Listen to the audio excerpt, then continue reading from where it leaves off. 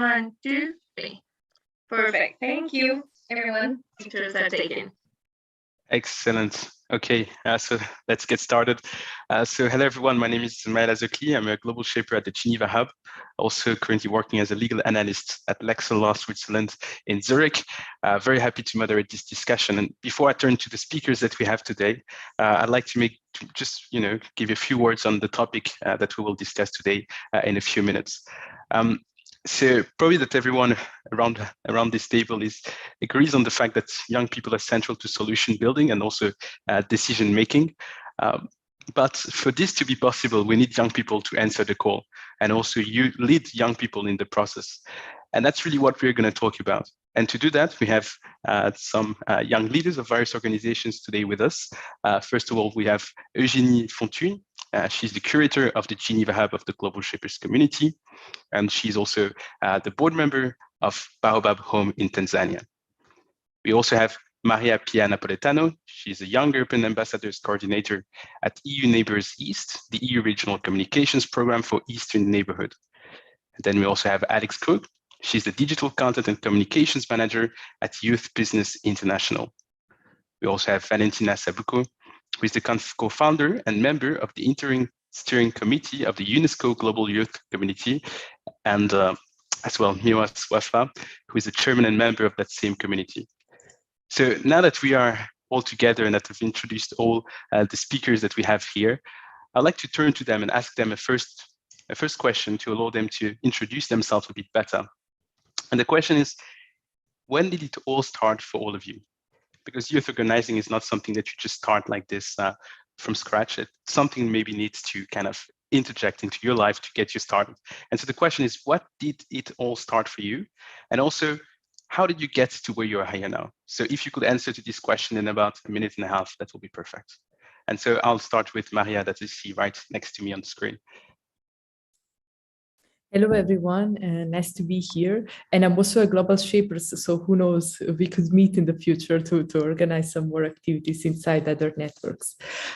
So quickly, for me, everything started exactly 10 years ago. When I think about that, I just realized how much older I got in all these years. But yeah, I was 13 at the time, and a friend of mine decided to involve me in a local organization in Aversa. That is the city where I'm from, between Naples and Caserta. And so I started volunteering, and after a while I discovered the Erasmus Plus project, and I just connected the dots. I've seen how youth organizations were different on a local and international level, and I asked myself if we were doing enough at the local level. And of course, we were not. And so I got more and more interested in understanding how to improve the situation and what kind of processes could involve more young people at a local level. And I started different projects. And also I started changing organizations from time to time and contributing to more communities, because I've seen how important it was to find new perspectives. And each organization has its own take on youth organizations and youth issues. And so that's why it started. And yeah, after 10 years, I'm leading this network that is a really, well, amazing. Of course, I'm not objective maybe in that regard, but I really, every day I'm happy about the work I do, because I see the change makers taking into account problems, but really trying to solve them in their local communities and with international cooperation. So yeah, that's all for now. Thank you for giving me the word. Thank you very much, Maria. And I'd like to turn to Valentina, if you could give us a few words on that. Yeah, thank you very much. So my experience, I have to admit, is quite recent. So everything started back in 2019 when I joined the 11th UNESCO Youth Forum in Paris. And of course, as part of that specific event, there were so many young people from different countries.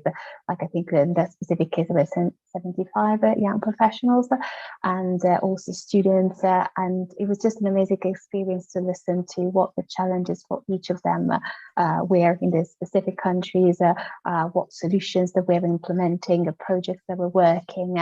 And on that specific case, I found that there is so much that needs to be done, not just at local and national level, but also internationally, because through collaborations and partnerships, as you can actually export projects, so you can work together, and so the impact that you can achieve it's definitely can be much bigger. And this is how I decided to volunteer for the creation of a community, which is the UNESCO Global Youth Community, which is a project that in fact was born in that specific occasion. And the idea is in fact to provide a place, a platform, digital platform, where everyone can contribute, can share ideas, can share projects, can look for sponsorships and partners. So really to try to find a way to support each other, because everyone has got a specific experiences and background, and like by combining forces, you can achieve great results. Thank you so much. Thank you very much, Valentina. And I'd like to turn to a fellow shaper, Eugenie, if you can also tell us a few words. Hi everyone, very happy to be here with fellow shapers. It's nice to see the connection all the way. So for me, it started quite late. I think I was one of the usual teenagers preferring to party and so on. And at some point I moved abroad, and I think connecting with other people from with other interests, not working with me and so on, was really an added value. And this is when I actually started to see that also by volunteering and by being involved in different youth groups, you also discover much more about where you live and your local community, be it your hometown or be it where you decided to live later on. So I think this is really when it all started, and that was kind of the moment of truth for me. And back in Geneva, I really wanted to continue this, and so that's why I started volunteering with the Global Shapers. And I really learned a lot about my hometown, so again, really cool. Thank you, Eugenie. And I'd like to turn to Alex, if you could also tell us a few words. Hi everyone. So I'm slightly newer to to youth entrepreneurship generally. I joined Youth Business International earlier this year after several years of working across kind of charity and creative industries and with young people. And I really kind of got into this because YBI, where I work, just has such incredible reach and impact. And, you know, as we all here know, young people and especially youth entrepreneurship are the future. And I think I was particularly drawn to YBI as it works on the grid. It's a network organization, so works on the ground with local member organizations in over 50 countries, meaning that there's just like a huge range of impact, but also a huge range of local expertise, and just being able to reach an enormous number of young people across the world. In our last COVID-19 Rapid Response and Recovery Program, which was with Google.org, the organization reached over 370,000, young entrepreneurs under 35 globally, which is just such an incredible impact to be a part of. And being kind of from a communications background, being able to tell those stories, and both those stories of individuals and individual young people making incredible differences to their own lives, but also to their communities' lives and to their kind of national economy, and then, the global economy as a whole. That's just an incredible privilege. So yeah, it's really fantastic. It's great to be here as well. Thanks a lot, Alex, for these viewers as well. And I'd just like to tell the people in the audience that they can raise questions in the chat. If we have time, we'll address them towards the end. Otherwise, I'm very happy to take them as we go. And now I'd like to dive more into the first topic of this discussion. As I said before, I think everybody agrees here that youth engagement is important, but I'd like to challenge that a little bit. And why? Because of course, our society is confronted to some challenges, but in some respects, there is this discourse that says that young people are somehow the cure to the disease. And some people are, turning to young people's leadership to solve these issues. And in the first place, I would like to ask, do you think that young people have a responsibility to act on those matters, or do we have an interest to do so? And so if you could clarify that from your own words. And I'd like to turn to Maria for the first answer on that. Yeah, thank you. An interesting question. So indeed, we have a responsibility as any citizen in any country. We have a responsibility to actively participate in society and try to change things. But also we have a great interest, especially in regards to some challenges that everyone is facing, like restarting and rebuilding after COVID-19, or well, during COVID-19 still, environmental challenges and cultural and social divides, so polarizations in our societies. These are issues that need to be addressed right now. Otherwise, they will grow and be worse in the future. So it's a great interest for young people and young organizations to do something and start to plan something right away, so that we can influence our future. And when we become adults, we're not the adults of now, but we are conscious adults that know how to talk between themselves, how to build constructive dialogue, and how to find ways to solve these issues together. So yes, we have a responsibility. We have a great interest. Of course, our responsibility, how much we can do in regards of this responsibility depends on how much decision makers decide to turn to young people. Because it's great that we have many youth organizations, but we're not always entitled to do everything we should do to change some situations or to contribute to the resolution of certain problems. So we always need to, not always, but most of the times, we need the adults in the room or the decision makers, better if they're young, but that's more rare, to turn to youth organizations and actually ask them, what do you want to do and what can you do? What would you like to see in the future? And so we need this too. But yeah, to conclude, we have responsibility, we have interest, we need trust. We need trust and space to use our expertise to contribute to the solution of certain problems. Thank you, Maria. And in this respect, especially maybe in an international context, I fear that as we have greenwashing in some respects, we also have youth washing in some circumstances. And I'd like to turn now to Valentina, because you are currently working and leading this initiative at UNESCO. How do you see that? Do you see that you have a place to also impact on the work that is being done over there? And if you could maybe tell us a bit how. Yeah, no, absolutely. So I think, like, we of course we do have a responsibility. I think, like, it's a right for young people to be part in the decisions and play an active role in the changes, the social changes. So it is a right, but it's also a duty. Because if we don't contribute to these aspects, then we can't complain in the future if what we have is not what we want. Now the question is, saying it, it's very easy, but how do you do it in practice, of course? So this is what we want. We started discussing during the UNESCO forum, and this is why the GC came into play. So the GC stands for Global Youth Community. So the idea really of the GC is to facilitate young people, to provide them with a space where they can interact, not just with UNESCO, which of course we know is very active in different areas.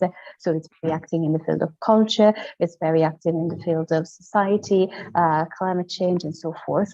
But it's also like a place where, as the GC is a place where different youth communities, organizations, networks are actually part of it. I'm sorry, getting dark.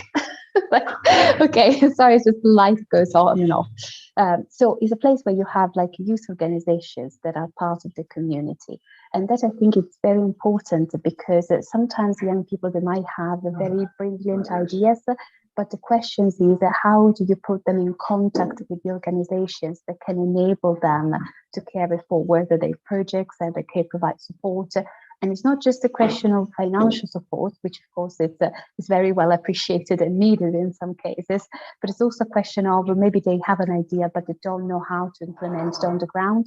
So the process of mentorship that we discussed also previously, I think it's very key, and this is one of the major areas that we would like to try and implement through the global youth community. Thank you very much, Valentina. And now I'd like to turn to, we talked about now the international context, and let's turn now more to the business context, and I'd like to go to Alex. In your context, how do you see this unfolding? Do you see that young people, in particular in the business sector, see that they really have a responsibility to build this future that they want? This is one of the major areas that we would like to. Yeah, I think Maria had it exactly right. I think we all, as citizens, have a responsibility kind of towards our collective future globally. But I think young people are particularly, in a position to be able to make a huge amount of difference, both in terms of kind of our collective future as a global economy, but also in terms of being a more equal and inclusive society and a more equal and inclusive global business. It's undeniable that 13.6% of young people globally are unemployed. That's over 60 million people. That's kind of the whole population of the UK. So these are enormous figures, and young people, particularly in the field of entrepreneurship, are really well equipped to address that problem. YBI's strategy is a deliberately ambitious one in response to really, unacceptably high rates of global youth unemployment. And when young people become entrepreneurs, they unlock income generation, job creation, and economic growth that benefits not just young people, but like their whole countries, their whole, the entire world.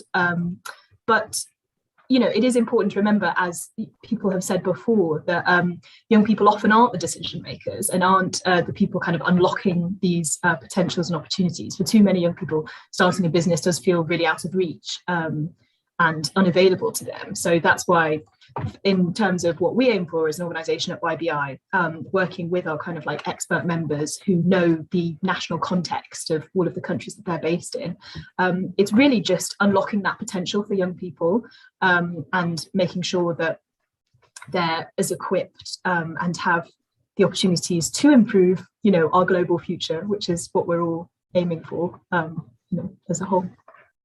Mm-hmm. Thank you very much, Alex. And we talked a lot now on the international level, but I'd like to go now more to the local level. Eugenie, you are leading a community of young people in the city of Geneva that tries to have an impact on the life of people over there.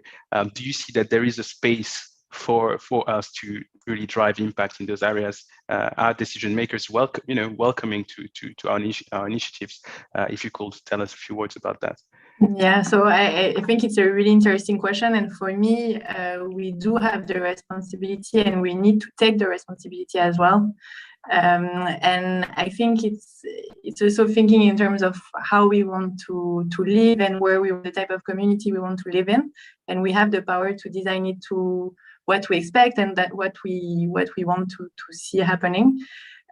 Equally, I think we should not dismiss the older generations. I'm a big believer that we need to create ecosystems, we need to exchange, and we need to create the safe platforms for people to exchange and to learn from each other.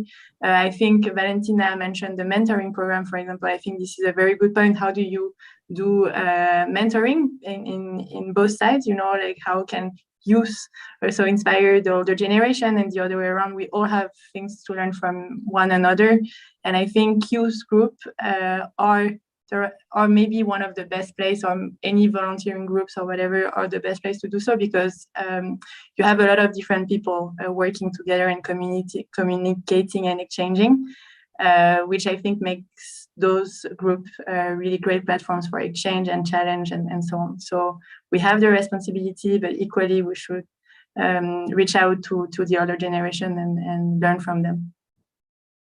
Thank you, Eugenia, and especially for pointing out the importance of the internet intergenerational approach to those kind of issues. And I like now to bring a topic that is related to that, which is basically how do you make sure also to include the older generations in the work that you are doing in your respective communities, because somehow I feel that we are bound to become also the older generation at some point, and how can we avoid to become the boomers of the future generations in some way? So I'd like to turn to Maria now on this matter. How do you actually engage all generations in the work that you are doing? Thank you, Mile. Well, first of all, it hurts me a bit to think that we might become the boomers of next generation, because I think it will happen. It's a process that we will have to accept, but maybe we can improve it a bit. But going back to the question, so the main way that we involve older people in our work is by taking the experts from the older generation and create learning opportunities. So we haven't ever thought about a mentoring program because this would require a lot of effort, and it's not, let's say, in our strategic plan right now, but we find a lot enriching, involving experts in, especially European programs, as we mostly work with the EU and with its impact in the Eastern neighborhood. It's particularly interesting to get them and to get experts both from the EU and the Eastern Partnership, because having had two different types of professional and personal development, they bring different issues to the table, and it's very interesting to hear their perspectives. So yeah, intergenerational learning, I would say that's an aspect of our network that is very important. And also we do work in our everyday work. So in our strategic development, we do talk with senior experts in the youth sector, because there's a lot of youth workers that are from the older generation. And that's a very interesting perspective also to explore, because they've been working with youth all their lives. So even if they're not youth, they know youth better than youth themselves do. So that's a very important aspect in youth work. And I suggest everyone to try to get in touch with this kind of experts, because they can really give a lot of suggestions also in terms of tools and methods to use that can enrich our activities. Mm-hmm. Thanks a lot, Maya. Indeed, the older generations have been young as well, and they've been through the process that we are in right now. So now I'd like to turn to Valentina. How is it happening at UNESCO? How do you manage to involve everybody on board? UNESCO's got like different offices across the world. So when, for example, we started a project of establishing the community, that was an important aspect that we consider. So how do we make sure to engage different people working in different offices so that they could provide us with an understanding of what is the specific social situation, their cultural situation they're facing, so that they can provide us with insight and inputs on how to best develop the community. And it is difficult because, I mean, there is like the distance, there is like a time difference, but I think like especially now with technology, it's quite easy to at least like remove the geographical barriers to get in contact with them. So we did have different meetings, we did organize different activities as well, where members of different UNESCO offices, but not just them, also other youth organizations that these UNESCO offices work with, to have to gain feedback from them so that we could understand how to better shape the community. Because of course the last thing you want to do is to have a community that is not actually useful. So you want to create something that takes into consideration what the issues are. And so this is how we came into contact with the different realities, the different problems, but also different projects and solutions that each UNESCO office was implementing. And they were able to share this knowledge they developed on how to reach to certain vulnerable groups or isolated communities, for example, living in rural areas, and help us shape our next step in order to reach these communities and these groups. So I think like information sharing was very important, and the different UNESCO offices have contributed a lot on that, and they're also very, very willing to share their knowledge. That was very, very helpful. Mm-hmm. It's true that, I mean, for young people to make informed decisions, they need knowledge, and it's definitely true that we should turn as well to those that possess it. And now I'd like to turn to Alex. How does it interplay in your organization? Yeah, definitely. I think, all the speakers before me have really covered it, that it's really important to share, that knowledge between generations. And for something that we've really discovered in when we're providing entrepreneurial services is that people need to be able to learn from mistakes that have gone before them, and mentorship is a massive part of our business model. We have expert mentors that work with our young entrepreneurs through our kind of expert members all the time, and mentoring in particular in times of change and transition and uncertainty and challenges, which is so much of the environment today, particularly the business environment, but also just the state of being a young person with a business at all times, mentorship, particularly with older, more experienced entrepreneurs and business people, we find to be completely invaluable. And as I've said, YBO is a network organisation with local organisations on the ground, and our members will then pair young entrepreneurs with an experienced volunteer business mentor guide to get them through those challenging first stages. And it's really invaluable to just be able to share that knowledge. And another big part of our model is creating linkages between entrepreneurs and private sector actors, just to leverage that expertise, the innovation, the technology, and it will be, you know, young people being able to learn from older people who've been through it and who have advice, then also who enormously learn from the young people themselves. What I always find when I'm doing kind of interviews for creating good comms around like the mentorship programs is that older mentors will have got, you know, just as much, if not more, out of their mentorship relationship with a young person, with a young entrepreneur, as the young entrepreneur will have learned in terms of hard business skills and support. So I think, as everyone said, it's just intergenerational cooperation is just crucial in all areas, but particularly in entrepreneurship, and it's definitely something that we support at YBI. Thank you very much, Alex. Now turning to Eugénie, I think that the founder of the Global Shapers community, Klaus Schwab, has made quite a case that intergenerational approach is key.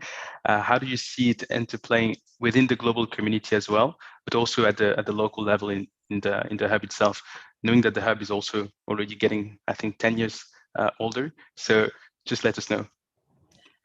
So for me, how do you not become a boomer? And I'm not sure I understand what you mean by boomer. Is it like a negative term because it's supposed to define a generation? So I guess it's the okay boomer thing, know-it-all type of person that you're targeting.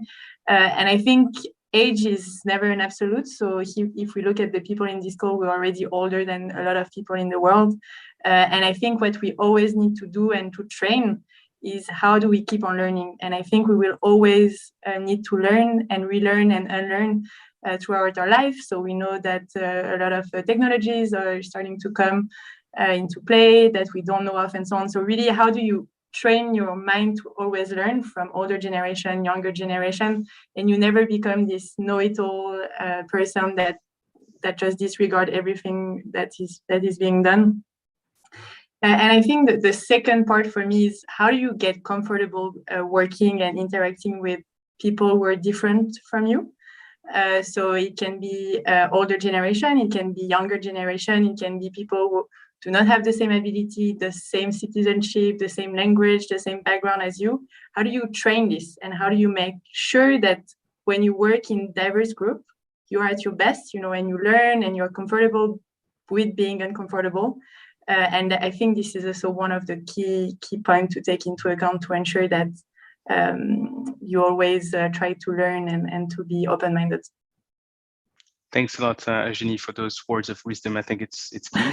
And you've probably characterized maybe some of the criticisms that are being made to some, I will say some, because of course not everybody's included, but some members of this boomer generation. And now I'd like to turn to close also this topic, but as for the last remarks, maybe to Maria first. Do we identify some things, some mistakes that have been done by former generations, like Eugénie has, for instance, touched upon, like maybe some uneasiness with getting open to new ideas, the new ways of doing things? Do we identify already some mistakes or some issues with the way older leaders are handling the world at the moment, and mistakes that we could avoid reproducing ourselves? Is it something that you've identified in your work? So I think it's much easier to criticize than to really understand why certain leaders made some mistakes. So I feel like there's a lot of criticism from our generation to the older generation from how they have destroyed the environment. At the same time, it's more difficult to recognize that many things that we know now were not available at the time that some decisions were made. So it's very difficult to say that others made a mistake. Everyone makes mistakes, and I'm sure that our generation will make some mistakes, even though we try to be very informed and critical thinkers. I think as we're here also to talk a bit about the digital world and connectivity, I think the digital world is still something obscure.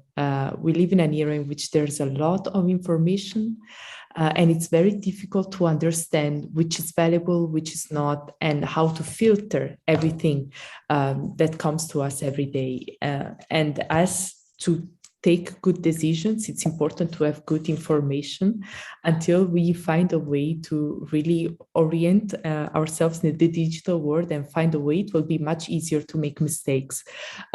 So that's why it's extremely important right now to understand a bit about digital literacy and how this intertwines with our work. Here we have different organizations that do different things, even though we have similar objectives.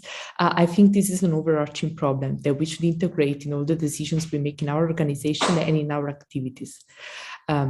So yeah, it's just maybe a positive remark on the older generation. You didn't do everything wrong. Maybe you didn't have the tools to really decide what was the best decision at the time. Thanks a lot, Maria, for these insights. I think you're totally true on that, and I like to hear that also from people of our generation, that it's not just about criticism, and also Eugenie has highlighted that it's about also understanding the role that they are in today, because we will be in their role as well tomorrow. And now I'd like to turn to Valentina. How is it at UNESCO? Because I guess that you're probably on a regular basis discussing with members of older generations, etc.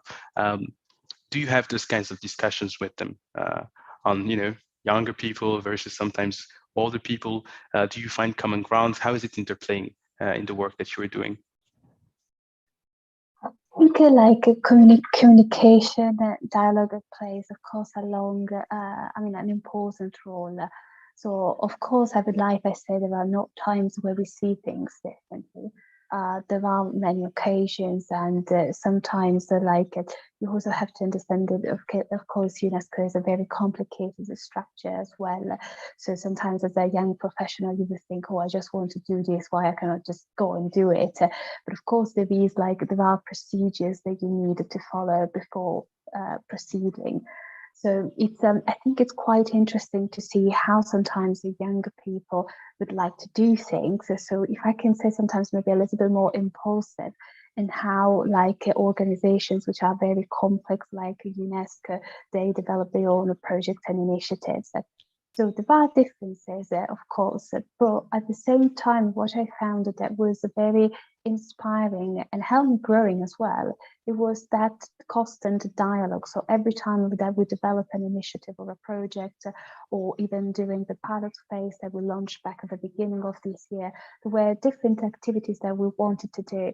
But then from discussing with UNESCO, in particular the Youth Secretariat, as well as the different UNESCO offices, we kind of reshaped or at least modified part of our regional ideas, because they helped us to see elements that we didn't consider, maybe because maybe we were not so experienced, or maybe because we didn't have as much knowledge on a specific context or situation. And at the same time, on the other way around, our way of presenting or dealing with different situations help them, I suppose, see things from a slightly different point of view, or at least consider that there are different ways that you can use to do a specific activity or a project. So it's really different feedback and feeding into each other, and that dialogue helps, I think, both parts to grow and develop really. Us, because we can take the experience they have, especially on an international diplomatic level, and from us, because we can provide them with our local context and understanding of what the situation is. So you have international and local, and the kind of feed into each other. So I think that it was a really, really helpful and very important experience. Thank you very much, Valentina, for those words. And now I'd like to turn to Alex. How is it interplaying in Youth Business International? Do you also notice those kinds of maybe difficult conversations happening, or how is it going? I think, everyone's right that in terms of, particularly when we see on just social media in general, and there feels like quite a lot of intergenerational resentment that can arise. But I think in the entrepreneurship space, especially because, as I've discussed, there's so much mutual reliance and reliance on advice and mentorship and leveraging previous, expertise from people who have been through it. I think it can be a really supportive ecosystem, the entrepreneurship space. And obviously we run through a model in which, we have expert members who are supporting young entrepreneurs who are really, a diverse age group. The young entrepreneurs are 18 to 35, but the people supporting them and providing training and providing mentorship, it's a real mix of age groups. So in lots of ways, it feels like a very supportive and more solidarity space in order to just, come together towards a shared goal, which, as we've all talked about, is, a better future and a better economy for everyone. So I agree with what everyone before me has said. And I think there's lots of space for just intergenerational support and learning from each other as we go. Thanks a lot, Alex. Now turning to Eugenie, as you kind of open also the topic of the importance of intergenerational approaches, etc. to things. Do you have anything to reflect upon after what you've heard from your colleagues in this panel?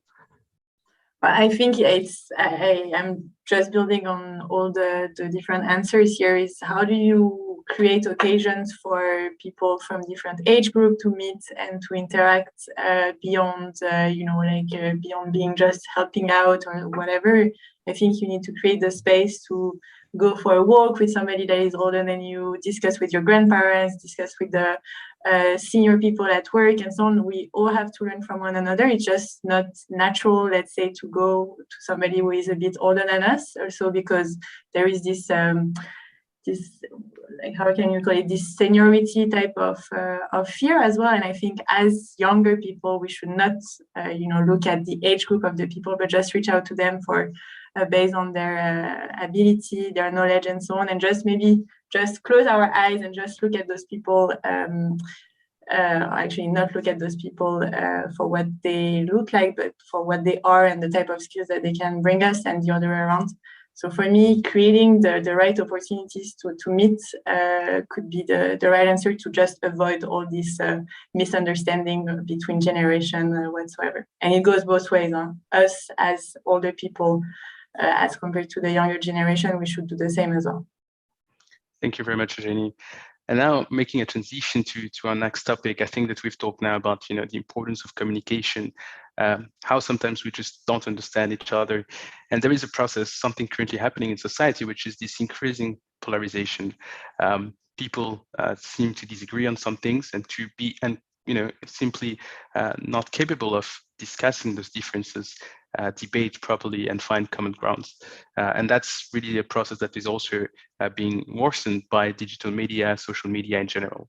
And so on this topic, I know that the young organizations represented here all target different issues, different topics. But in your view, is it also this issue of polarization, is it something that youth groups in general should also tackle in their initiatives by trying to invite people from different boards into discussions, etc. And for that, I would like to turn to Maria first. Thank you. I think this is something that youth organizations normally do. When young people come together, they give themselves a set of rules and ways to discuss, and they try to incorporate as many different views as possible. And this is a practical education to make sure that there's no polarization inside the group, and that's something that then the members usually take outside of the organization and inside their personal lives. I think this also connects to what we were saying before of taking into consideration some topics and putting them inside our everyday work, like so digital literacy, but also an education to recognize disinformation. That is one of the main sources of polarizations in social media and then in the real world. We have sadly seen many things happening right now in relations to the vaccine and COVID-19 and different theories and different people's discussing these theories in a way that is not always, let's say, dialogical. There is not always polite, but that sometimes it really becomes conflict. So yeah, it's our role also to take these into consideration and to create constructive dialogues inside our organizations and outside with the older generations. And that's something that we've seen, I think, with the last questions that we're doing already. We just have to keep doing it. Now turning to Valentina, of course, yeah, young youth groups in some ways try to bring also this kind of place for dialogue across the spectrum of ideas, etc. But in some ways, some people could criticize that youth groups are also their own forms of silos because they attract specific types of people with certain ideologies, for instance. Valentina, you work in a very international context. Do you see the whole spectrum of ideas being represented where you currently work? Are there things that are implemented to make it maybe less exclusive? I'll be very curious to hear about that. So that's a very interesting question. So I would say, of course, like UNESCO is very important. It's very, very important to have as many representatives of different communities as possible. However, there are, of course, some limitations on the number of communities and vulnerable groups that you can reach to. And that was one of the challenges that we had to face during the development of the community. Because when we started talking with different UNESCO offices and youth focal points, what we realized is that there are certain communities that either because they live in isolated or in rural areas, so for example, the ability to have a very good internet connection, it's very limited. In some cases, probably not existent.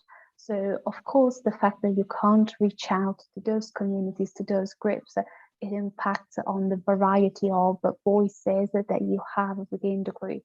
So really, there are sometimes challenges on how do I communicate certain messages or how do I involve in my activities with these groups so that they are really inclusive and so that you can really benefit of a dialogue which is with many different actors. And what we found is that sometimes you really have to restructure and receive the tools you use.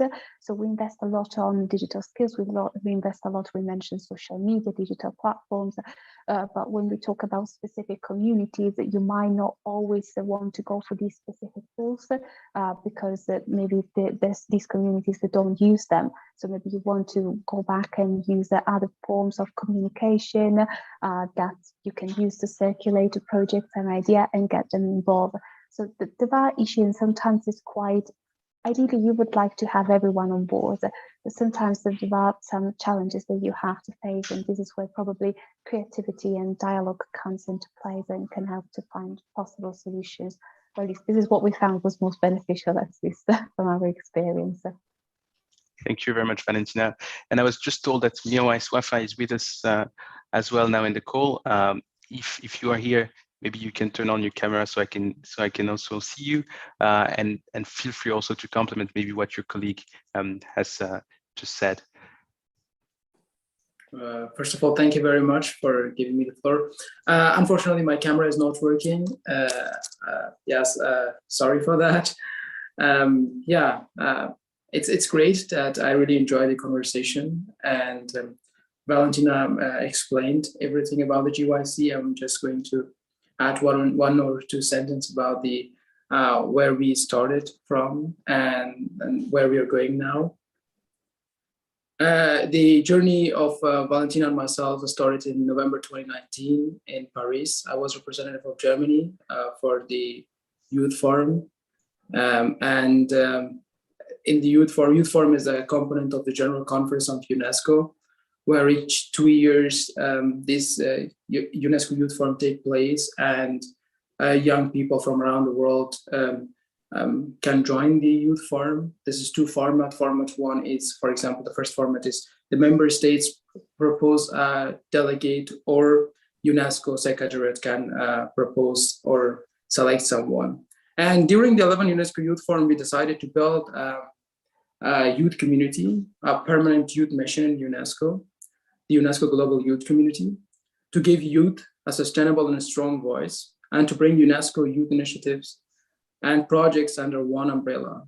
to achieve counterbalanced youth power, to guarantee more effective and inclusive decision making, because it's we know that's really difficult, and it's a unique process that we started. At the very beginning, it was also that no one believed us when we told the people that we were going to have a structure in UNESCO, a permanent mission for young people to represent young people, which is youth lead. It was not believable.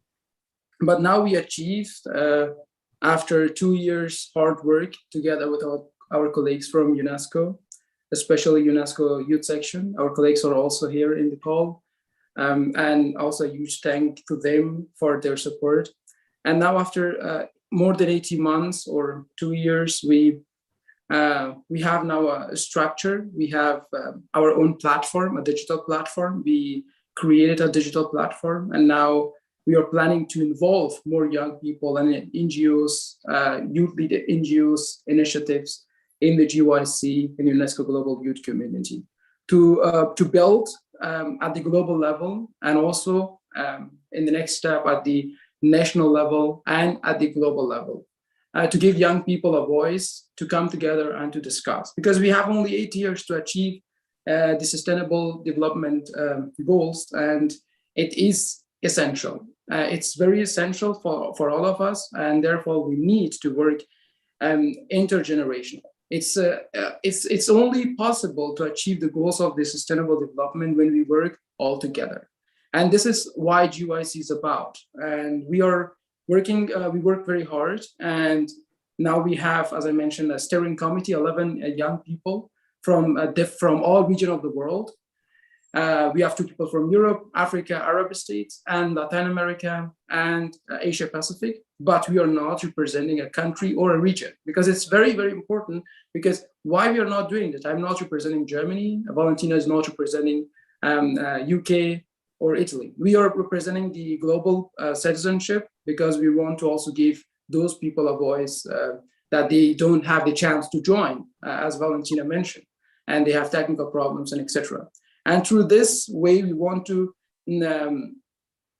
give young people a voice, also at a global level, to also in maybe in the next years also to have a conversation with policymakers, with the member states, with the UNESCO offices, and also with other national commissions. And by the way, I'm not going to make a long statement here, but it's something for the future, and we are working very hard to make that reality.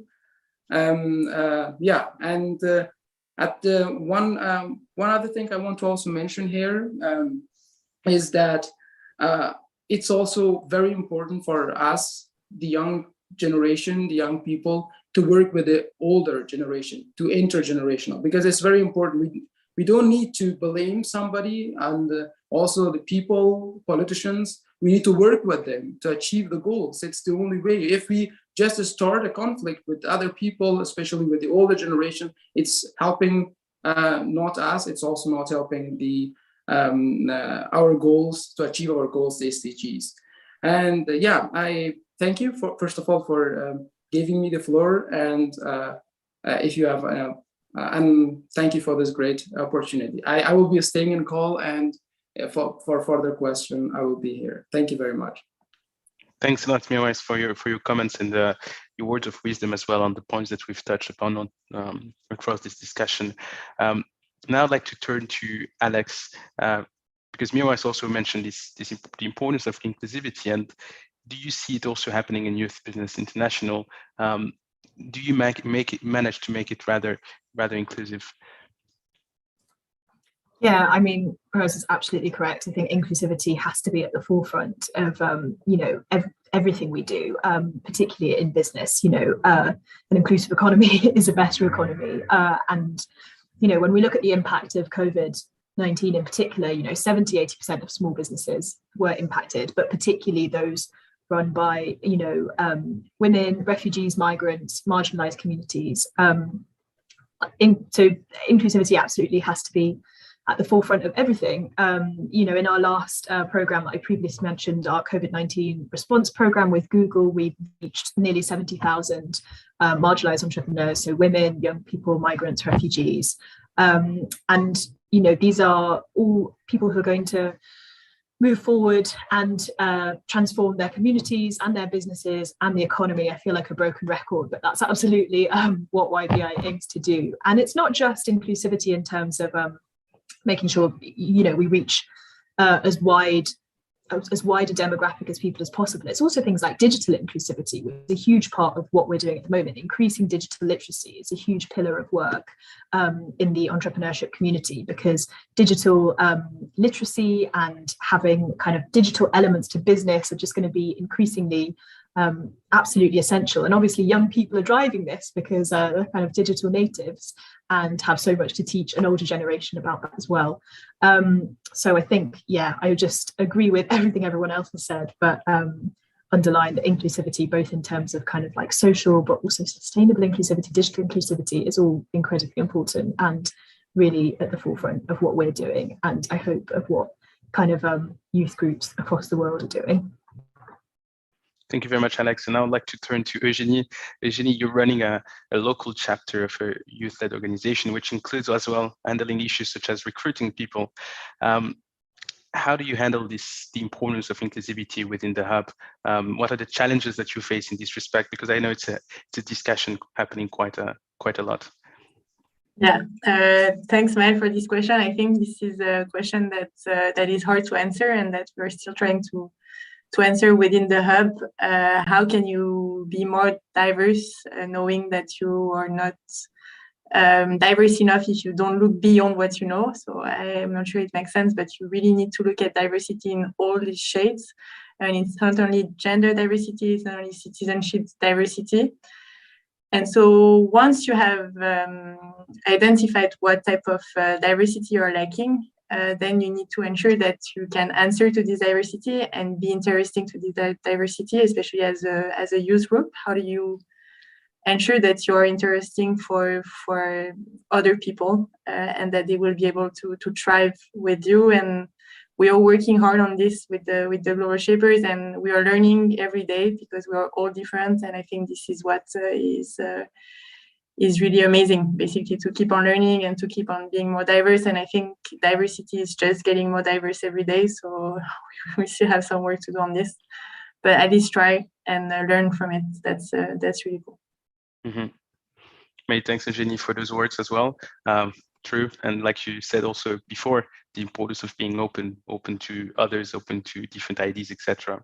And now I'd like to go to, I think, what would be the last topic before we take some questions, which is basically how do you answer the call in general? How do you see the opportunities? And if everybody here around this table, or virtual table, I should say, could share basically some words of coming from their experience on how they actually manage to identify opportunities, which opportunities they try to say yes to or no to, and also how they manage to actually reconcile what is maybe their professional life versus the initiatives they are involved in. So if you could give a few words on that, and I'd like to start with Maria. Thank you, Mel.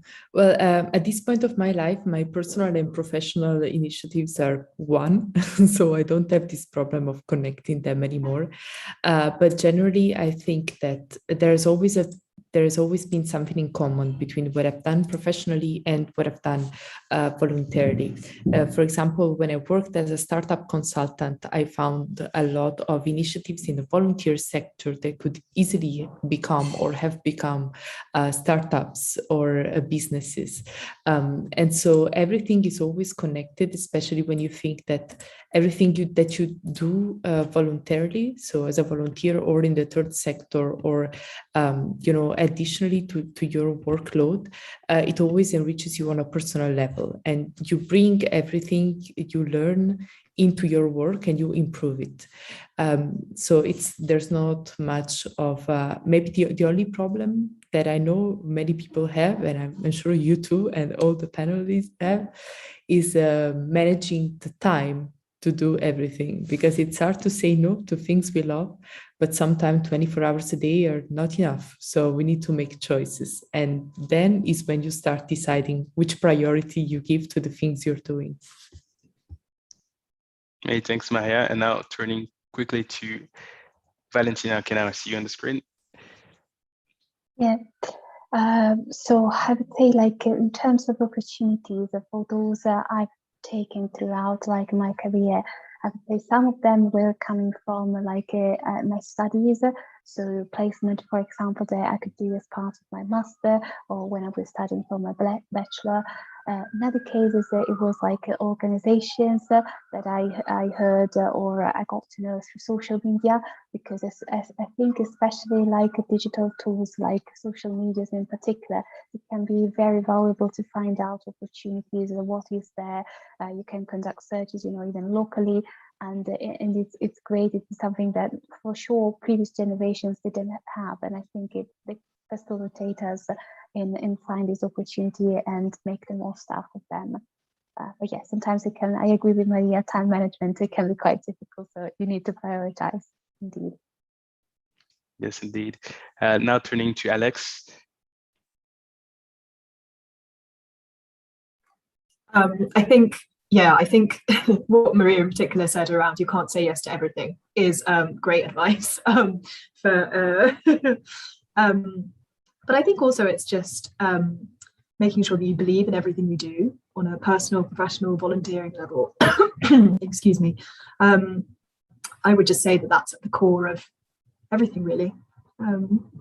That's all you need. Thanks a lot, Alex. Now turning to Eugenie.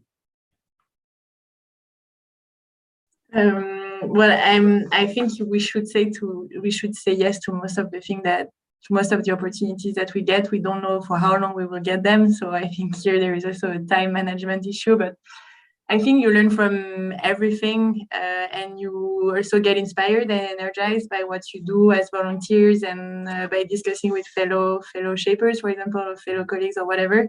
And you get inspired, and then you can inspire. And I think this is also where we can really get energy. So I would just seize all the opportunities that you have. They may not be here tomorrow. So say yes to most and say no when really it's too much. But learn and get inspired to inspire them. Thank you, Eugenie. I like also to hear that. It's true that in some respects, saying no is often sometimes also the easiest thing, because you stay in your comfort zone. Sometimes it's great to say yes, and you'll manage beautifully, I am sure. So I think we reached the end of the time that was allocated to us. I've scrolled through the questions. I think we sort of answered in a more general way most of them. So I will slowly close this session. But thank you again for these beautiful contributions. And I think that you've all demonstrated that young people are serious about the commitment that they have. You propose concrete ideas, concrete solutions, and also are open to dialogue across generations. And I think that's a key learning for everybody. And a last final word for everyone. We always ask panelists what they will tell to the younger selves. And as we discussed, we will grow older as well. So what is something that you'd like to tell your future self shortly? So I'll go to Maria first. Take more time to read. I love reading books and I read a lot, but I wish I took time to read even more because they're the best thing ever. Valentina? Like to continue to follow like your project, your ideas, so never get discouraged. Sometimes things might not go right, but it's normal, it's part of life. So I think a commitment, determination is what matters. Mirais? I will say to myself first, I did tell that I worked hard, also voluntary. I spent a lot of my free time for working voluntary. I'm not only working with UNESCO, I'm also worked with the German National Commission for UNESCO. I work also in my community and also in politics. I'm also active and working, and I will say I did, but it is not so much, but I tried from my side to achieve something for the young people and also for our future. And and I will, because it's also a difficult question to say to your future, because we don't know what's waiting us in 2 years. And none of us knew that COVID-19 we will have a COVID-19, a kind of pandemic, an epidemic, a pandemic at the global level. And this is something that is making the question difficult to answer, but I will say to myself in future, I worked hard and for the community and for the young people, and also to achieve the sustainable development goals. But I also motivated some young people, but I'm trying hard to do more to motivate the young people. And it's one of the most important points is never give up. Because we started, Valentina and myself, 2019 in UNESCO Youth Forum, and we had only a recommendation from the Youth Forum and from the General Conference. And we started with this recommendation, and now we have a community, we have a structure, a governance, and we're going to the next step, which is we are going to involve young people at the intergovernmental organization UNESCO, which is, I mean, a huge success, and it's also something that we never give up. I mean, it was a discussion that we had, Valentina also mentioned, but yeah, it's difficult, but the most important point is never give up and also stay motivated when you have a aim, and this aim is to fight for it. Thanks a lot, Mawaz. Now turning to Alex shortly. I don't have much to add. I think everyone said it all. I'd say you're more resilient than you think, and yeah, I think never give up, as Mira says, is a great piece of advice. All right. I think Eugenie had to leave, or she just left. So closing with, did I miss somebody? I don't think so. Thanks a lot to everyone for this beautiful session. Thanks to you, the audience, for sticking with us, and also to the organization team, especially Victoria and Anna Maria for the invitation. So wish you a great following session, great afternoon, and talk to you soon. Bye-bye, everyone. Thanks, everyone. Bye. Thank you, everyone. Bye. Thank you. Thank you. Thank you, Maëlle, for organizing this great discussion. And thank you all our panelists, Valentina, Mirais, Alex, Maria, and Eugenie, for your participation and for sharing your insights about your organization, about your work, and how you support young people today. It was incredibly interesting, and I'm sure that we learned a lot. So we are running a few minutes late, but I think it's not a big problem because it was really very interesting conversation. And now I am very, very happy to go to the next session and introduce you as a Generation Connect Europe group champions who will present the youth declaration that was prepared by Generation Connect group. And I will give the floor to Marco, Elisa, and Franca to give you more details on our session. Thank you. Your floor is yours. Hello, guys. We're so happy to be here and to be able to present our declaration we worked so very hard on during last winter. So we really hope you will all stay and discuss with us and think about how we can improve our declaration. And really just for the begin, we were asked to ask you to turn on the camera for 1 second so we can take a great group picture. And after that, we will really go into our session, which will be very interesting. So if you could just for 1 second, if you're able to turn on your camera so we can take a picture, that would be really great. Okay, Sebastian and Gia just started. Hello, Julian. Somebody I know. Is there somebody else who can? Luisa, if you can tell us when you're ready. Yes. So everyone smile. I will count to 3. 1 moment. All right, so we have everyone. So 1, 2, 3. Once more. 1, 2, 3. Thank you very much. Okay, thank you so much for participating. We will share a presentation now, and then we can start.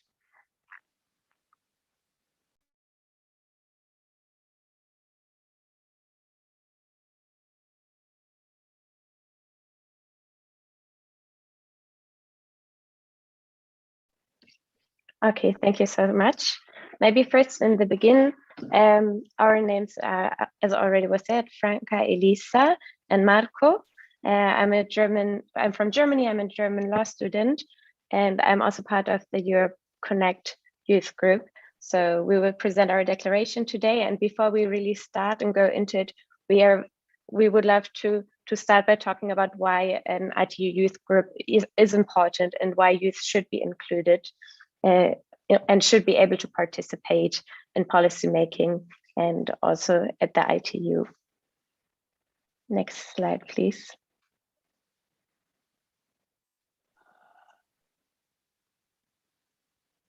Next slide. Yeah. So why include youth? I think the most important argument why youth should be included is really that youth makes up more than 30% of the world's population. 40% of the world's population are under the age of 25, a number that will even grow during the next years. And this group is politically underrepresented. This is especially troubling as youth will be most affected by decisions made today. And that's why we, the youth, demand a seat at the table to bring on our perspective. It's time that our opinions and our perspectives are considered an expertise that is worth listening to, and something that we always argue for and what we're struggling with is that we have to fight for that perspective is also an expertise. This is something that is changing at the United Nations at the moment, that we say, okay, we don't just need classical expertise to participate, but perspective is also very, very important. So when we talk about policymaking in the technology sector, we really want to bring in our perspective and to set new focuses and think outside the box. And we don't claim to have the same amount of classical expertise as somebody who studies this for 20 years, but we demand that we have an perspective that is worth listening to, that should be listened to. So youth makes up also the biggest group of users of digital technologies, and that's why the ITU was so kind to introduce an ITU youth group, so that we can bring our perspectives on digital technologies and focuses and what we deem important. The next slide is for Elisa, who will now very briefly explain what the EU youth group is doing exactly. Thank you, Franca. Hello, everyone. My name is Elisa, and I'm a member of Generation Connect. I'm from Albania, so I was really excited to be part of this Europe group because it includes Europe, not just the European Union. So I'd like to talk a bit about our group. Our objective is to provide a unique process of participation of youth in the work of International Telecommunication Europe in the European regions. We have been active in many events, and but first I'd like to present you some of those that we have been part of. In January, we presented our youth declaration, and just a second, could you please show the rest of the slide? Yes, thank you. So these are some of the events that we've been part of. Like, as I said, in January 2021, we presented our declaration, and then in April 2021, again, we participated in the European celebration for women 10th anniversary, to raise the awareness, to share the stories, and to encourage young women to actively pursue careers in STEM to bridge the gender digital divide. Also in September, we participated in entrepreneurship a session where young entrepreneurs talk to us about their experiences and their goals. They were from different backgrounds, from different parts of Europe, and they made this happen. So, without further ado, I'd like to present to you our Generation Connect. Next slide, please.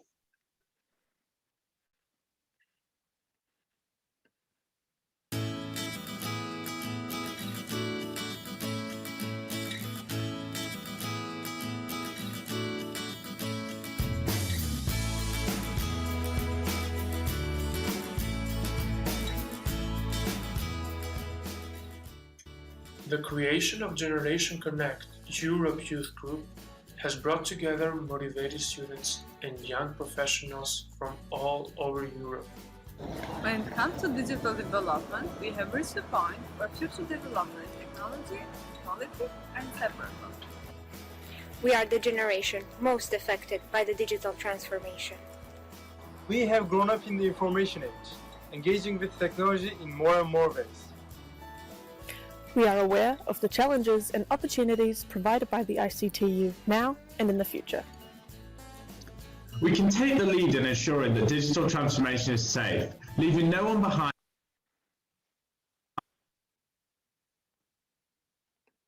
And providing meaningful experiences to people in all aspects of their lives. It is important for the youth to be recognized as stakeholders within the field of digital development to make sure that these processes are inclusive and representative. We are now more than ever ready to take action and be part of shaping our digital future.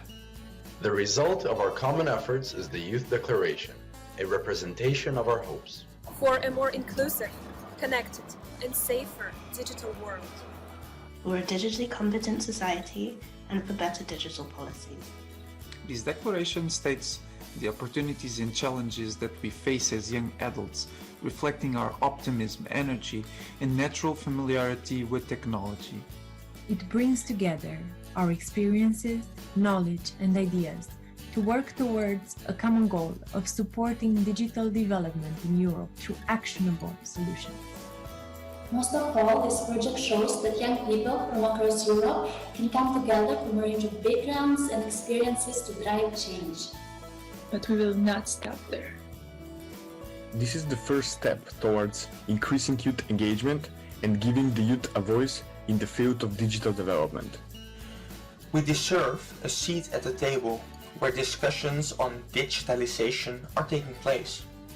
As Generation Connect, we are committed to playing an active role in shaping this new future together with the ITU and its membership.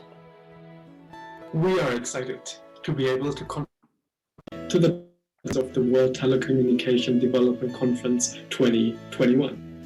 We look forward to the World Telecommunication Development Conference outcomes and implementation, accelerating the achievement of Sustainable Development Goals. It is important to engage the youth of today to solve the questions of tomorrow. We have to prepare ourselves to face new challenges and opportunities in an ever-growing digital world. The time to shape our future is now. Let's make it happen.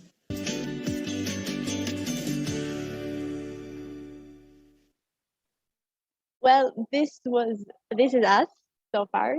And before we continue to talk about the declaration, we'd like to have some of your opinions. So I leave my words to my friend Marco to get some opinions from you guys.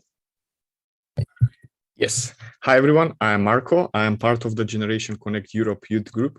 I'm coming from North Macedonia. And as Elisa said, I'm very happy that this is not just about the European Union, but as a Europe as a whole. I would like, I think, the next slide so we can see we have, we will use Mentimeter. So I will post in the chat the Mentimeter so we can hear your opinion about what are the topics that you think are important to take in consideration. So here is the link, but you can also join by the code. I will share my screen now so I can present. Yes. So I will start this screen now and wait a few seconds so we can have some answers from you.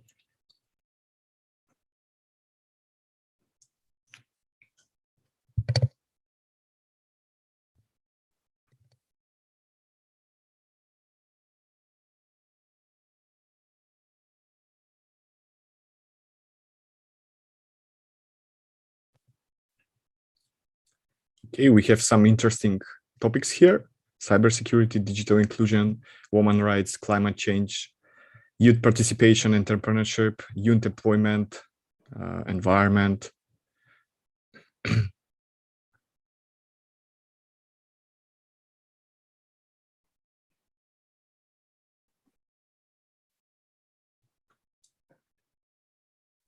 Air waste we have, digital capacity. What we have new?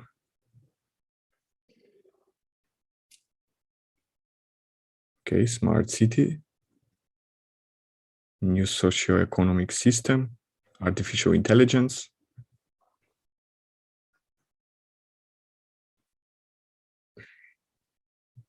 Climate change sustainable, digital divide.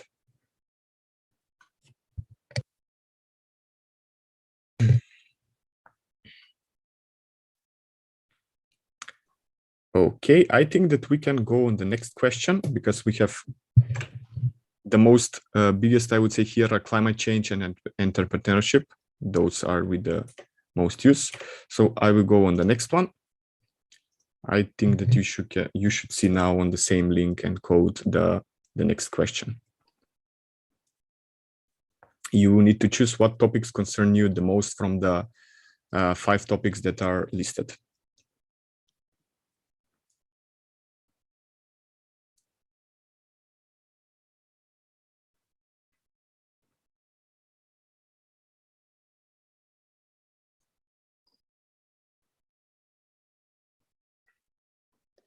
Okay.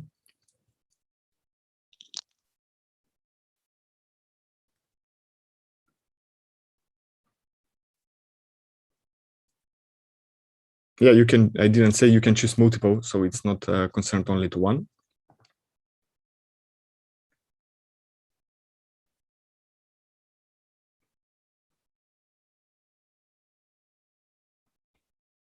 Okay, I think that we're gonna give 5 or 10 seconds more and we can go to the next. Okay, so the first place is for environment, digital inclusion, capacity development, policy and regulation, and the last one is cybersecurity. Yeah, from this Mentimeter, we have only this one. So, I mean, this was to see feedback, what is your concern and what is your top interesting in the topics. So I would now ask to share the presentation again, if possible, and to give that to my colleague, Elisa, if I'm not wrong. Yes, thank you, Marco. Thank you. So until we get to the PowerPoint presentation.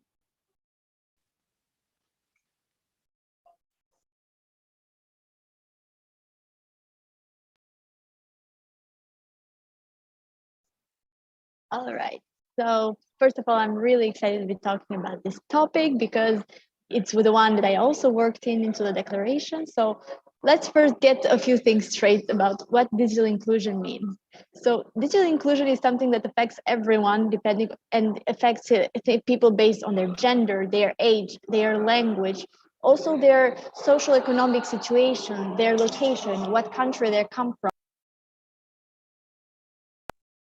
and their abilities.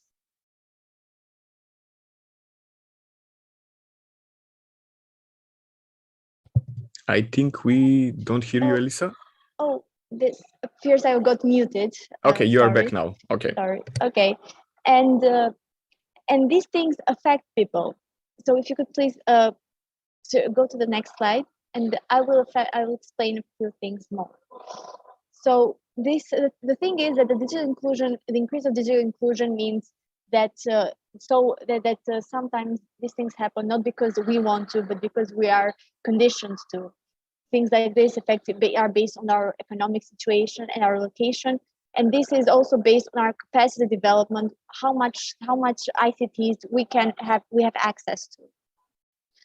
But this will increase the digital barrier even more if we let it happen. That's why our group came up with this solution. Next slide, please.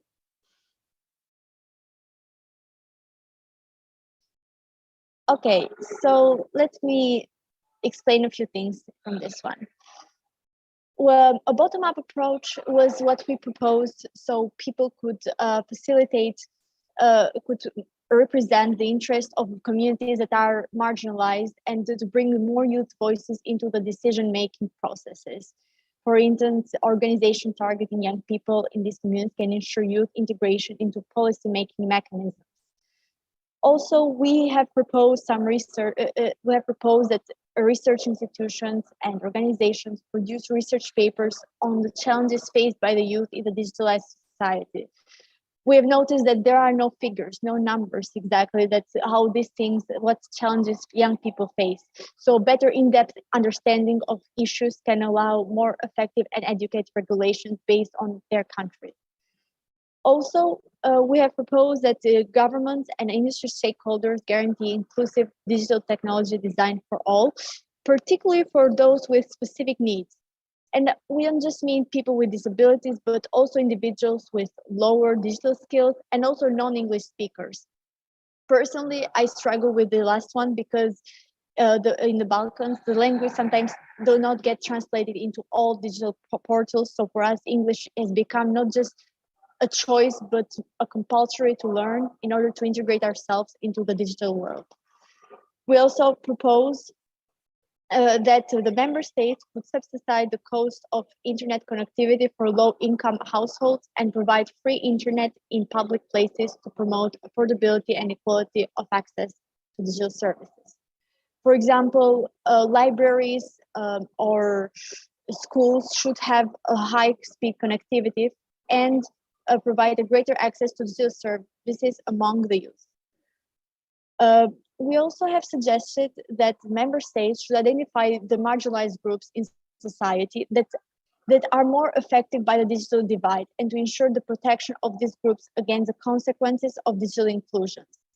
This can be achieved by different things like fostering digital education and ensure access to devices and the internet for these communities.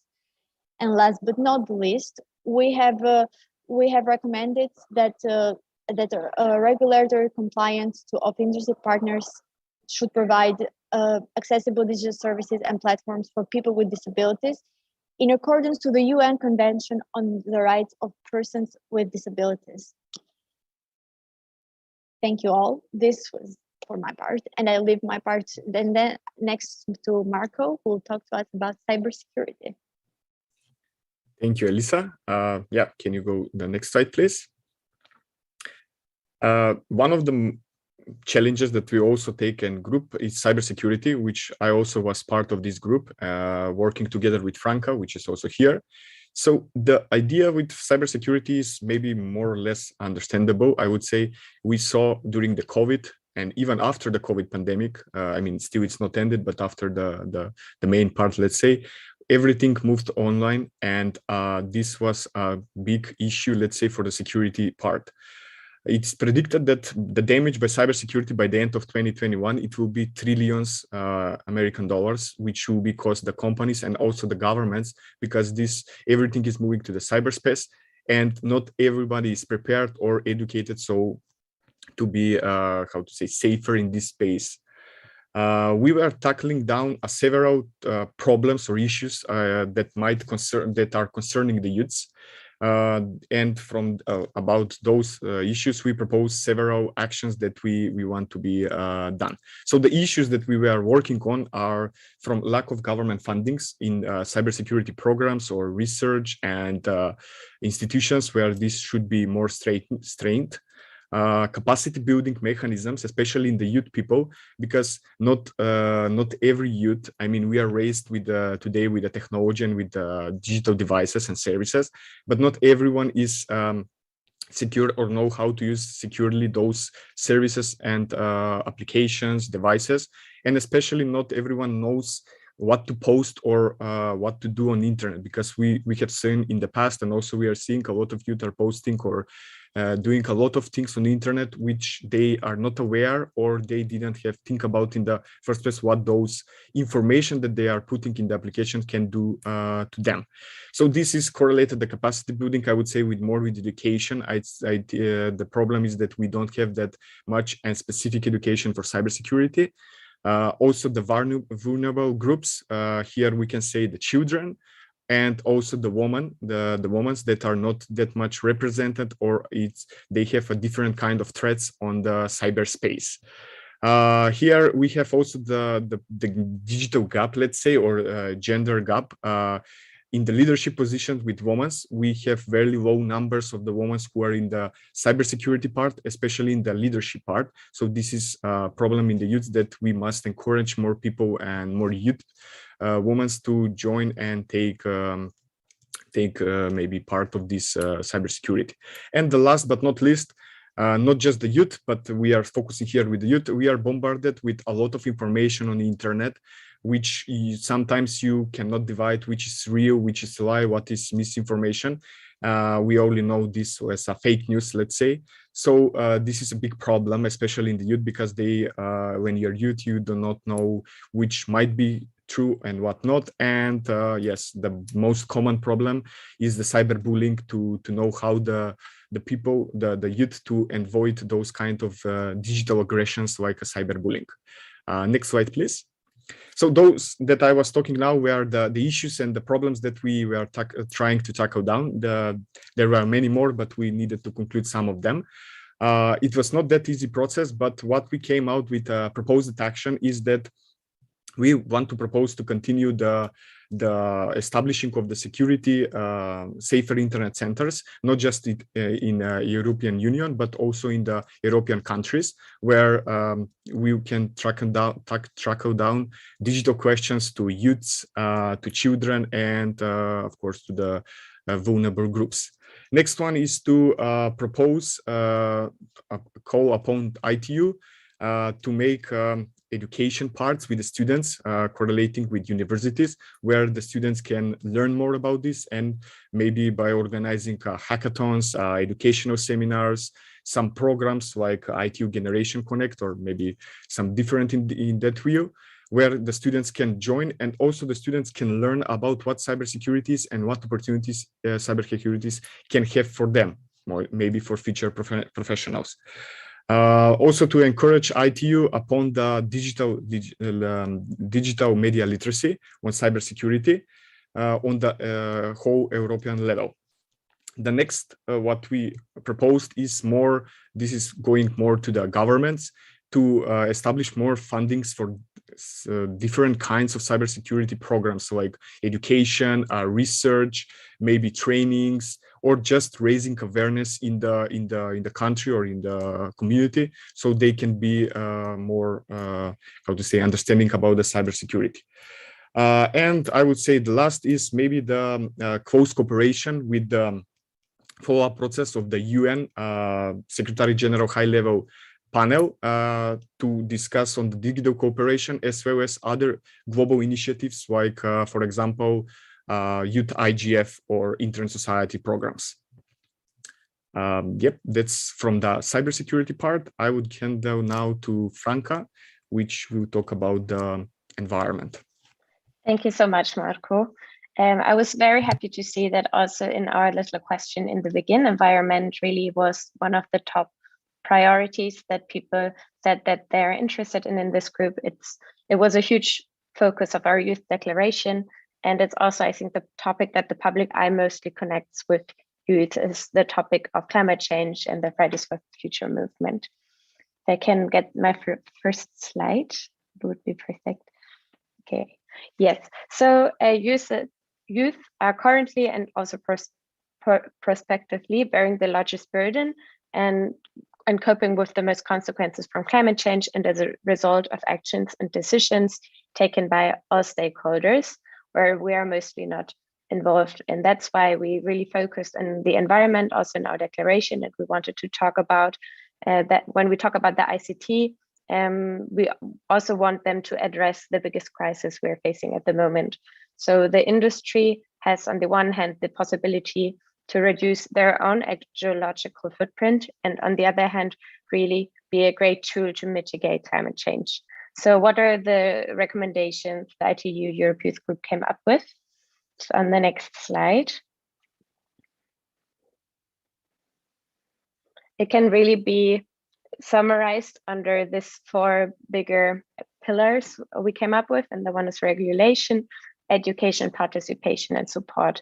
So when we talk about regulation, we really talk about regulating the ICT industry to minimize their footprint. So on the one hand, we really invited European lawmakers to encourage producers to transition to the manufacturing of sustainable products. So we really asked for the extension of legal warranty in order to enforce device longevity, the prohibition of intended breaking points, and the unified handling of e-waste. So on the one hand, we really want to reduce the ecological footprints of technical tools. Then we also really asked for enabling consumers to make informed decisions. So we really asked for an index that would visibly indicate to consumers how long their product can live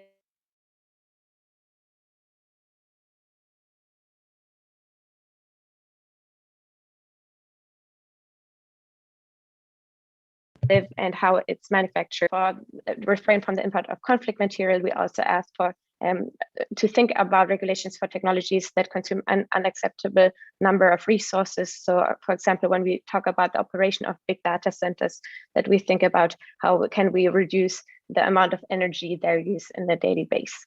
When we talk about education, we really want to be youth in a position where they can also take action on themselves. So large-scale advocacy programs where we talk about ICT devices and applications on the environment that can be used by youth to look at their own footprint, and also create e-learning platforms where we talk about sustainability in the internet and when using digital devices. Our third pillar was participation. So youth are particularly affected by climate change and by the environment. So one of our main points was really, again, that youth voice should be included. And this cannot be mentioned often enough during the declaration. So we also put it in as a main point in the climate change fraction, that we again said we should be included on this topic on ICT regulation and climate change. Support, we really think about that there are a lot of great initiatives by youth at the moment. For example, youth who is repairing products that got broken, or ICT products who are not sustainable. So there's who try to make means and apps and programs. So we really asked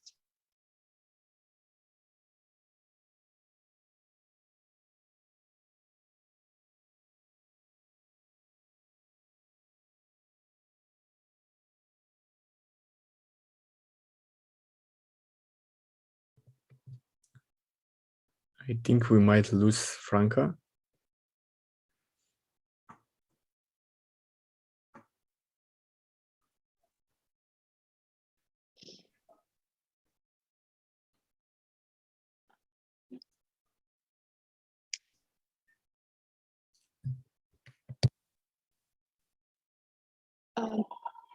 Okay, well, I can take it from there.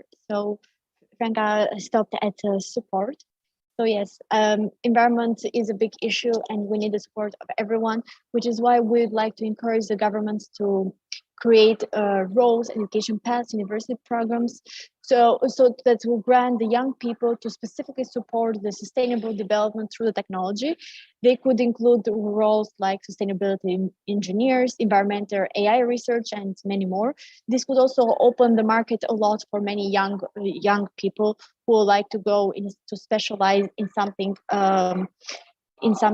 more specific, and open job opportunities for many youth that are in the digital sector and also from other parts. This will drive people even from non-technological sectors into helping out the environment even more. I'd like to give the word then back to Marcos, because we did not just get only these top priorities, we also focus on many other more, and I'd like Marco to talk about it. Thank you, Elisa. Next slide, please. Okay, so as Elisa mentioned, we had like top priorities where we are most of the work was doing on these top priorities, but we also have looking out in other priorities which are also concerning the youth and the internet itself. So the first one is network and digital infrastructure. I mean, this is well known. We have a lot of things and applications that are already online and services, but if we don't have a good connection or access to the internet and network, we cannot use these services, and those are unused for us. We cannot take the advantage of the technology.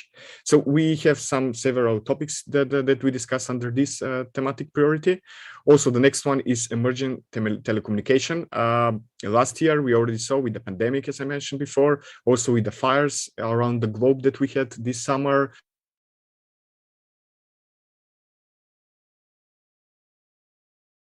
One could think that we make this on purpose to point out how bad the infrastructure is in Europe, but it's really not. I'm also sorry for being kicked out before. Yes, so there are a lot of things we saw during the pandemic that came even more, and where we didn't have the chance to put such a huge focus on. Maybe we would now put a bigger focus as we did before. So this is also part of the discussion we would love to have with you later. Marco, do you want to? Yeah. Oh, okay. You just talked about that internet connection in Europe. Yes, well, maybe we should put that also for the emergency telecommunications. So, Marco, would you like to give it a go for the last emergency? You are muted, Marco, apparently. So I was cut off at the emergency telecommunications? Yes, okay.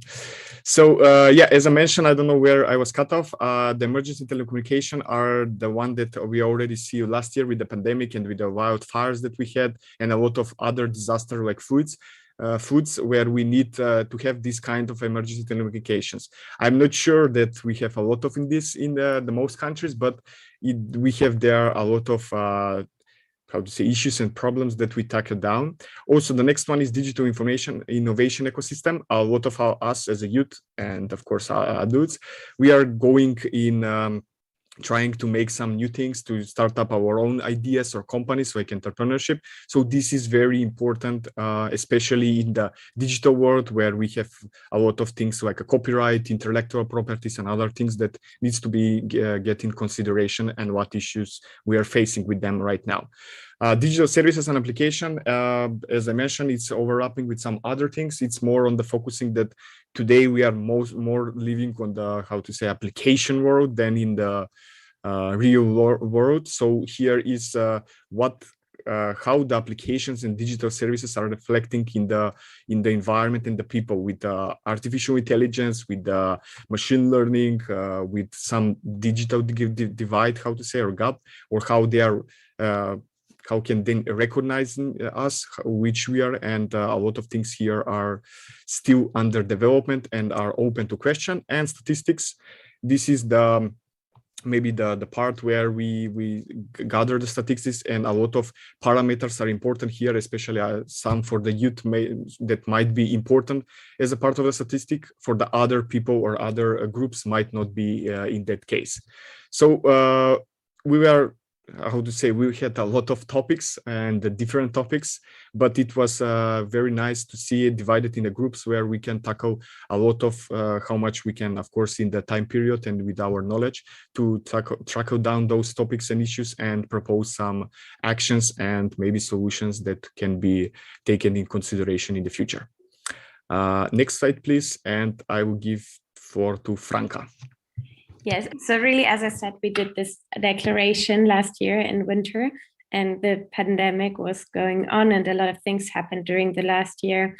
For example, the scandal again with Facebook and Instagram, or like in general, so many discussions. So we would really like to ask you, what do you think? I know that you haven't read the declaration yet, probably, so you really have to rely on the things we just told you. But for us, it would be really, really interesting to also just to get your questions on certain focuses, but also get some input about what do you think should be in the declaration? Should we redo it? Would it make sense to make it more regular? So I think for us, this is what we wrote down. What is the priority of the Europe Youth Group at the ITU? So for us, it's really interesting to hear from you, what is your priority? And do you think we met your priority, or we should have put the focus somewhere else? So if you don't want to talk, you can also post your questions in the chat. If you're brave, you can really also just raise your hand and talk with us and to get into a discussion. That would be really amazing. So Anthony just posted a question. I will read it out very quickly. I think you should be updating it yearly or having a section that is open as a living document. When will you update it again? So right now we don't have any plan to update it. So this is really something we also want to discuss today, if this is something that would make sense. I think it's a great idea to have a living document. What would be, for example, a topic that you would like to see, Anthony, that you would think should be under the section of a living document? What I think is, for example, great is that the thing about how long digital devices can live, that there's a new EU regulation talking exactly about this, that the duration of how long a digital product has to live gets longer. So we could, for example, remove that if it's done by policymakers. So if they implement something that we also recommended, we can remove it, but what should be something that we should put in? So Salah wrote, what are the main limitations regarding digital inclusion today? So I think this is a question for Elisa. Yes, so thank you very much, Atala. Sorry if I mispronounced it. Looking at from my point of view, so far the biggest digital inclusion barrier is the fact that many people do not have the digital skills, and digital skills do not include just knowing how to use an app, because today the youth is very app oriented. It's about having digital skills that are beneficial as a professional and in life, knowing how to work softwares and stuff like that. So I think the fact that so many things are app oriented can also be a barrier as well as a solution for that problem. I also think that language provides a bit of a difficulty to be introduced into the digital world. It's different if you're somebody who knows a very international languages, that it's easy to read the articles, to get information, to be more into the digital sphere. But the problem is that that's not possible for every country. I look at it from my region. Not many people know how to speak English properly, and those who do only know the limitations that are within an app. So I think these two are the things that need to be tackled, along with the fact that some people may not have the digital access due to their economic situation and their location. So these are my top three barriers I see in the digital inclusion sphere. I hope it answered the question. Okay, thank you, Elisa. So Anthony just wrote, I did not read the full declaration. It would be great to work on visual version of a two-pager that one can quickly grasp the point.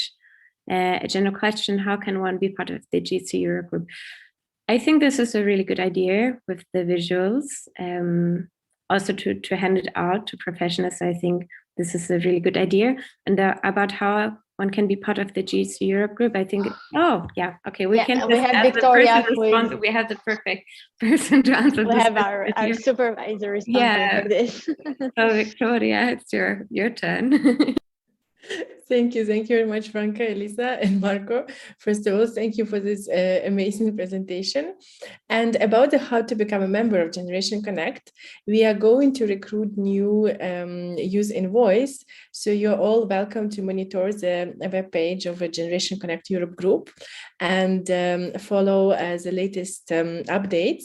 And soon we will have a call for new youth in voice, and we encourage you to apply and welcome all new leaders to become a part of our group. Thank you. Okay, so I think you probably just have to stay on high alert or follow Victoria on Twitter or LinkedIn or something like that. I think Julian was the next one. Thank you very much. It sounds really exciting, and I think you do some tremendous work. I don't know if I can add much to that, but that was just a thought. Not only young people are struggling in Europe for those aims and issues, And I thought whether it would be an idea to also think about a strategic cooperation with older adults in Europe. So there's the Age platform in Europe, and they're also working towards digital literacy, digital inclusion, and participation of older adults. And I know they're very well connected. Perhaps that would be just an idea to follow up on, to build such an alliance. But besides that, I can only congratulate. Thank you so much, Julian. I think this is also I'm writing down everything you said, so just everybody keeps going. I think that's a really good idea. I think we also saw in the pandemic that the youth and the older people didn't have a huge agency during the pandemic, but it's about like visiting elderly people's home and going to school. So this really might be like a very natural way to work together. Yeah, I agree as well. Like I said, digital inclusion affects people based on their ages, their genders. We don't have to be limited by our own age to help others to be digitally included.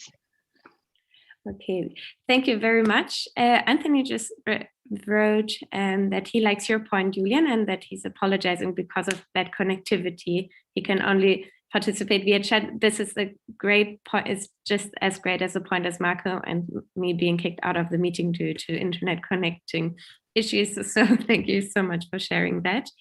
Gia wrote, what are the risks of youth involvement in cybersecurity in your own opinion, and how to address them? So I think we will just start with Marco, as he's our cybersecurity expert right here. Thank you. That depends how you see what are how you mentioned how youth involvement in the cybersecurity, what are the risks? Well, depends how you see about the risk. The point of why we want the youth to be more involved in the cybersecurity first is about the education and the raising awareness. When we say that the program and that we want the funding from the government, doesn't mean that the youth needs to be cybersecurity professionals or experts after that, but to have at least understanding and raised awareness of what is cybersecurity, how it's affecting all of us.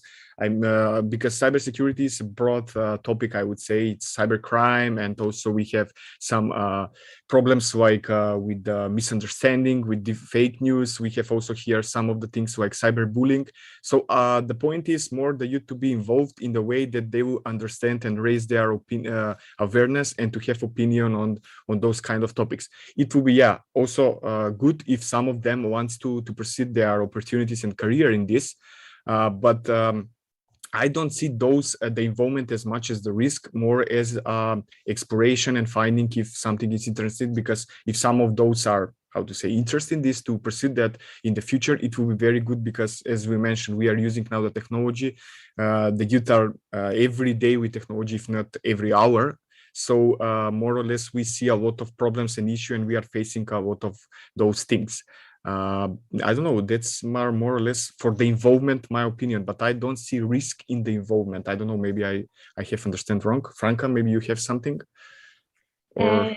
No, maybe you can elaborate what you mean with risk, or what you see as a possible risk. That would be really interesting for us to know. Connie had a question, if directed to me, as I, as a youth delegate and part of the IT youth group, a youth have or should have a main role in solving capacity development issues. So I think as I experienced it so far, I think youth has a great role in putting focus on certain things. So in our role as like youth leaders, I think we are in a great position to point out issues that we see and that should be solved. And I think we should always have a seat at the table to solve them, but we will always need also the help of the people who actually sit on the table at the moment. So we don't want to have an extra table. We want to sit on the table and talk to them and discuss with them what should be done about solving capacity development issues. So I think we cannot solve them on our own. We really need to participate, but we are in a position where we can say, as a young person, this is an issue I have, or this is an issue youth has, to participate or solve the capacity issue. If I could add something to that, Franca? Yeah, of course. Okay, do you think youth have a main role in solving? Yes, to be honest, I think that many youths are passionate about different topics that in different parts. You can see a 15-year-old to know more about computers than any of us here, for example, or you can also find somebody very skilled in languages because he had been speaking 3 languages since he was little. So I think these are knowledges that many youth have in many different parts of Europe, because the beautiful thing about Europe is that there are many cultures, many languages, many different backgrounds. And I think that this could happen maybe through the academia and the mentoring and exchange programs, or even a buddy system, as you call it, like you have somebody that you can talk to while being online. These are all simple tools that youth can do with each other. And they do actually, if you look at different platforms like Discord or Twitter or Instagram, there are so many communities where youth exchange their own knowledge and ideas and make it work. It's for us, it's easier because being digital active is actually a good thing for us. They keep us connected. So I think that some issues can be tackled by youth, but we just need organization and cooperation with the academia and the governments to make this happen. Thank you so much, Elisa. I think you understand the question right away much better than I did. I now understood what you mean, Connie. So I agree with Elisa. And it's actually also like one of the recommendations we had, for example, for the environment, that we say you also support initiatives by youth who are tackling this issue already at the moment. But so maybe I hope we could answer your questions, and yeah, we understood it right. You're welcome, Connie. So we have like 8 more minutes. So if you have a question right now, you can now ask them, or also just some input or feedback on the youth declaration. That would be really interesting for us to know. So maybe when you're from another continent, or you can also tell us what is a focus in your region in the world. So maybe when you're right now in another part of the world and you say, okay, this is not a focus that our youth has, we're more interested in this or that, that would be, of course, also very interesting for us to know. So if somebody's willing to share, we would like to know.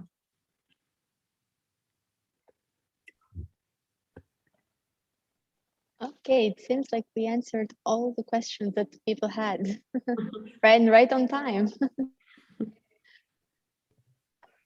Well, I'd like to say thank you to everyone for joining this session, the last session for our event. And I'm really grateful for people who showed also interest in joining our group. Let's just say that this was a very great event, and I'd like to thank everyone once again for joining us today and for listening to us this talk. Yeah, and we really hope to see you again as ITU Youth Envoy in the future and to be part of the group. Thank you so much. I think we have to hand over one last time to Victoria, right?